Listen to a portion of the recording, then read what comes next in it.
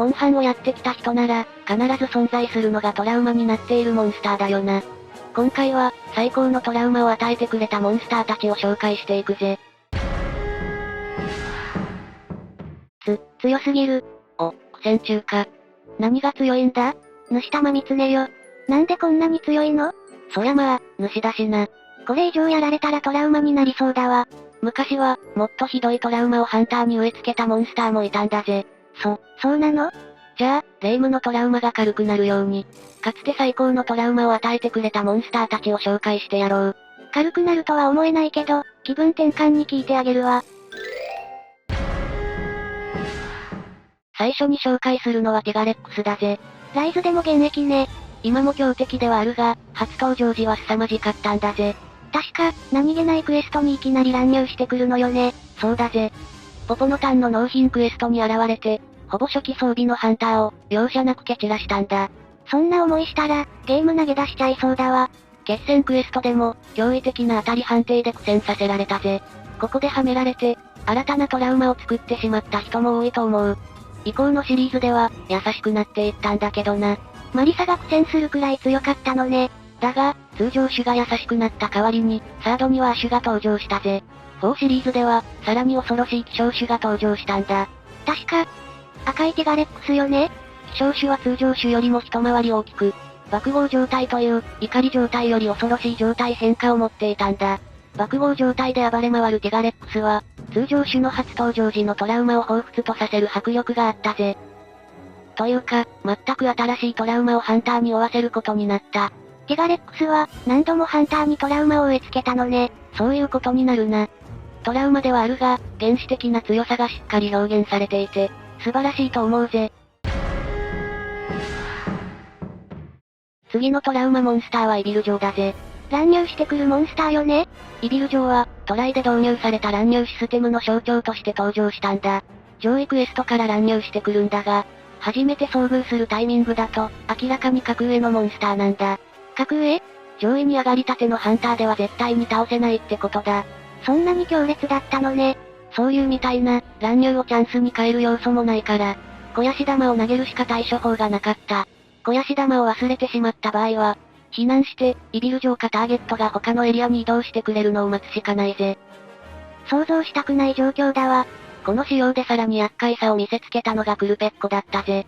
クルペッコはモンスターの鳴き真似をして、別の大型モンスターを呼び出すんだが、イビル城を呼ぶこともあったんだ。それ、クルペッコにとっても地獄のような状況じゃない？まあ、イビル城にとってはクルペッコも捕食対象だからな。シリーズごとに特殊個体の追加や強化が施されてきているから、今後のイビル城が楽しみでもあるぜ。楽しみ？次のトラウマモンスターは、ドスガレオスだぜ。ドスガレオス？ガレオスという、砂漠を泳ぐ魚竜種モンスターの親玉だな。G 級に出てくるモンスターなの？いや、ポータブルでは村クエストの星3の難易度だぜ。大して強くもなさそうだけど、トラウマになった原因は強さじゃなくてな。ドスガレオスは砂の中を泳いでるんだが、八角状態になってもほとんど出てきてくれないんだ。音爆弾で地上に引きずり出すこともできるが、運が悪いとすぐに砂に飛び込まれてしまう。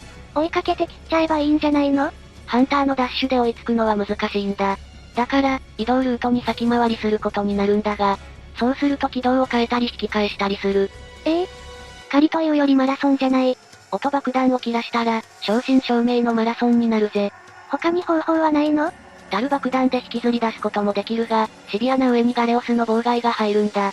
最終的には、ドスガレオスがブレス攻撃をしてくるのを祈りながら、露出したヒレを追いかけるしかなくなる。下手したら時間切れになるぜ。ティガレックスやイビル城とはまるで違うタイプのトラウマね。さて、この辺で、少し方向性の違うトラウマモンスターの話を、2つさせてもらうぜ。方向性って？小型モンスターだ。小型モンスターでトラウマ？ブルファンゴとか？ブルファンゴもなかなかのもんだが、今回は違うぜ。一つ目のトラウマ小型モンスターはガレオスだ。さっき紹介したドスガレオスの子分よね？そうだぜ。実は、ドスガレオスの前に、ガレオスから取れるアイテムを納品するクエストがあったんだ。幻の肝を追え、というクエストだ。その肝がガレオスから取れるのね。そうだ。魚竜の肝という生産アイテムで、これを3個納品する必要がある。ガレオスの挙動は、さっき紹介したドスガレオスと共通しているんだ。つまり、泳ぐガレオスたちを追いかける必要があるんだぜ。支給品で音爆弾がもらえるが、それも2個だけだ。自分でたくさん持っていけばいいんじゃないの？音爆弾は店で売られていないし、序盤のクエストだから調合するのも厳しいんだ。しかも、虎の子の音爆弾を使ってガレオスを倒しても、魚竜の肝が確実に取れるとは限らない。こんなところにも物欲センサーが？音爆弾が切れたらマラソンが始まる。ヒーヒー言いながら倒したとしても、運が悪いといつまでも肝が出ない。クーラードリンクも底をつき、暑さによるダメージと戦いながら、ガレオスを追いかけるという、地獄絵図が誕生するぜ。モンハンの厳しさを教えられたクエストだ。いろんな要素と戦わなくちゃいけないのね。多くのハンターを絶望させたガレオスは、小型ながら立派なトラウマモンスターということだ。確かに、リアルタイムでそんな思いしたらトラウマになるかも。もう一つのトラウマ小型モンスターは、ヤオザミとガミザミだぜ。ヤオザミとガミザミ。広角種だったかしら？その通りだ。採取などを積極的に邪魔しに来るし、攻撃力も地味に高いんだ。大型モンスターとの戦闘では、かなり邪魔になる。先に排除するしかないわね。排除するのも大変だが、剣士ならそれで済む問題ではあるな。だが、ガンナーはそうもいかなかったんだ。遠くから蜂の巣にしてしまえば余裕じゃない？当時のガンナーは、限りあるアイテム所持数の中で弾をやりくりしてたんだ。貴重な弾を小型モンスターに費やすのは痛手ってことかしら？そういうことだ。小型モンスターに撃ちすぎると、ターゲットの体力を削りきれなくなる可能性があったからな。しかも、ヤオザミとガミザミは、妙にしぶといから弾の消費が激しいんだ。キャンプで補充はできないのよね。もちろん補充はできなかったぜ。そんな環境の中、ヤオザミやガミザミは、ガンナーの行動を徹底的に邪魔してくるんだ。広角種小型モンスターは、ガンナーにとってはトラウマレベルの存在だったんだぜ。相性が悪いと、小型もかなりのトラウマになるのね。さて、本筋の大型モンスターの話に戻るぜ。次のトラウマモンスターはフルフルだ。見た目がちょっとあれだもんね。いや、トラウマだったのは過去作での強さだぜ。特に、初代シリーズを代表する初期の作品では、トラウマになること間違いなしの強さだったんだ。今はそこまで強くはないわよね。昔のフルフルは、ハメのオンパレードだったんだ。方向ハメ、壁ハメ、置きハメなど、ハメの手段にはこと書かない。しかも、攻撃力が驚異的なレベルの高さなんだ。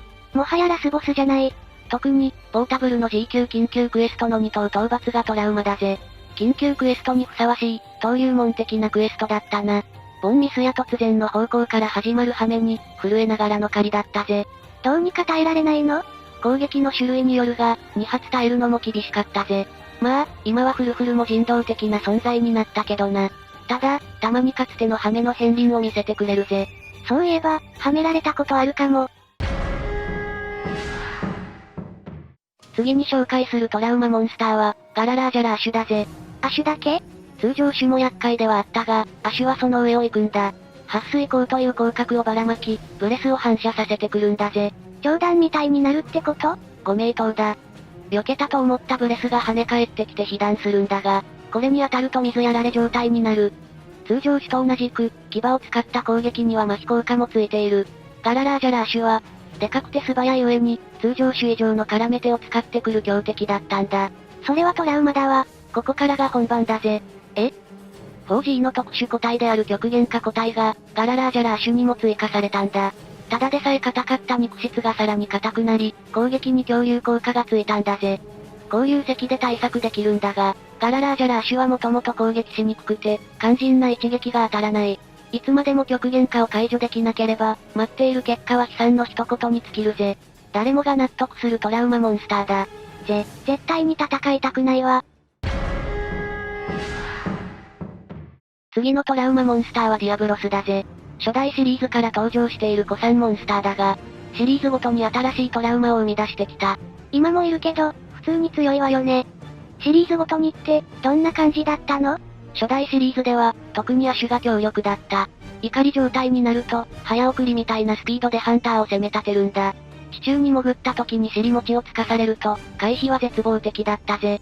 ガード仕様にも、背中から攻撃判定が来るガードめくりが発生して、安定しなかったしな。しかも、体力が減ってくるとすぐに怒るようになるから、狩りの終盤はずっと怒り状態だ。私より切れやすそう。さらに、4G では極限化個体が登場したんだ。ディアブロス攻略の鍵は、音爆弾や閃光弾だったんだが、極限化個体の特徴として、どちらも効かなくなっている。アイテムを駆使してディアブロスと戦ってきたハンターは絶望したぜ。ディアブロスといえば音爆弾だったからな。アイテムが効かないディアブロスとか、地獄でしかないわね。さらに、ダブルクロスでは2つ名持ち個体である、オーマディアブロスが登場したんだ。体力が一定以下になると移行する、暴走、強暴走状態が特に厄介で、多くのハンターがその餌食になったぜ。方向キャンセルからの突進など、トリッキーな技も使ってきた。普通の個体でも、十分に暴走状態なのに？ワールドでは、一部の狭いエリアでの先行が厄介だったぜ。潜っては飛び出し、飛び出しては潜るの連続だったんだ。特にアシュは先行の頻度が高くて、一方的に攻撃されることが多かったぜ。ディアブロスは、登場シリーズの多くで新たな攻撃や要素を引っ提げて登場し、今もハンターにトラウマを与え続けている。ライズにも主ディアブロスが出てくるものね。恐ろしいモンスターだわ。最後のトラウマモンスターは、ワールドと FF14 のコラボで登場した大型モンスター、ベヒーモスだ。FF シリーズで有名なモンスターよね？その通りだ。コラボ用の完全新規モンスターが登場したのは、これが初だったんだぜ。攻撃方法も FF を踏襲していて、メテオなどの技を駆使して、ハンターを苦しめたんだ。特に厄介だったのは、ミールストームとエクリプスメテオだな。何それ？ミールストームは置き攻撃の竜巻だ。長く場に残るから、何度も出されると逃げ場がなくなる。どうしようもないじゃない。FF14 から輸入された、敵視システムが鍵だぜ。多く攻撃したハンターが、集中攻撃を受ける仕様なんだが、敵視が発動すると、ミールストームが使われなくなる。ターゲットにされたハンターは猛攻にさらされるけどな。その役目もトラウマね。もう一つのエクリプスメテオもヤバかった。戦闘エリアと隣接したエリア全体に届く必殺技で、問答無用で即死する。緊急回避も戻り弾も使えないぜ。まさかの回避不能？いや、回避はできる。技の前にコメットが降ってくるんだが、地面に刺さったまま残るんだ。このコメットの影に隠れるのが、主な回避法だぜ。なら余裕ね。いや、コメットはベヒーモスやハンターの攻撃を受け続けると壊れてしまうから、管理に失敗したら終わりだぜ。さらに厳しいことに、エクリプスメテオは DPS チェックで発動することもあったんだ。初めて聞いたけど、DPS チェックって何？ FF14 のシステムで、時間内に一定以上のダメージを与えていないと、即死級のダメージを受けて負ける仕様だ。ワールドでは、ダメージ量が足りないとエクリプスメテオが連発される。アルバトリオンのエスカトンジャッジメントも、DPS チェックの一種だったんだぜ。クリアのハードル高すぎない？当時はクリアできない人が続出して大騒ぎになったんだ。手探りで攻略法が確立されていき、だんだんとみんなクリアできるようになっていったけどな。ちなみに、極ベヒーモスというさらに強化された個体のクエストもあった。話だけでお腹いっぱいだわ。というわけで、最高のトラウマを与えてくれたモンスターの紹介は以上だぜ。恐ろしい。というか、規格外のモンスターばっかりだったわ。過去作のハンターはとんでもない相手と戦っていたのね。いい思い出ではあるんだけどな。正直、もう一度戦えと言われたら私もきつい。マリサでもそう思うレベルだもんね。今の環境やモンスターは、むしろ優しい方なのかも。まあ、それぞれの良さがあると私は思うぜ。さあ、気分転換もできたところで、もう一度主玉三つに挑戦してみたらどうだ？そうね。しっかり倒して、トラウマを乗り越えてやるわ。自分のトラウマモンスターが紹介された人は高評価を。モンハンあるある系の動画も投稿していくから、チャンネル登録もよろしくね。他にもトラウマモンスターがいたら、コメント欄に書き込んでくれよな。ご視聴、ありがとうございました。みんな、最後に属性武器を担いで狩りに行ったのはどれくらい前だ？